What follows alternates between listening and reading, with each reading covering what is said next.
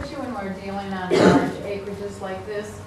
What we've often done with people is instead of spreading compost out everywhere, or even spreading compost tea out over the paddocks, often what we'll do is take bales of the hay or bales of straw and soak it in compost tea.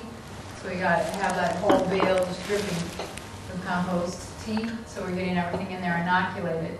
And then you go and you put those bales of hay out in the bare spots, or out where you have real weed patches, where you really want to have a lot of animal activity spreading that hay. The organisms in that hay or straw bale, they'll come and eat on the bale of hay, and spread the organisms all through the soil. Their hooves will push that straw with all of the organisms into the soil there.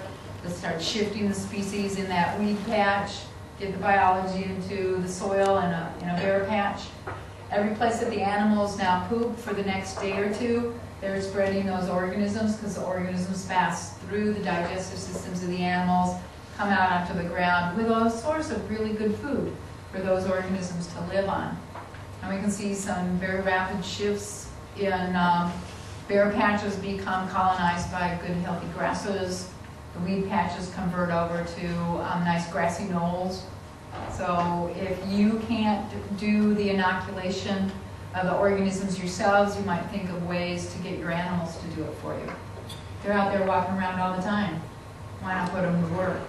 Betsy Ross, when she works with her animals, every time they come up to the barn, she passes them through a compost tea spray.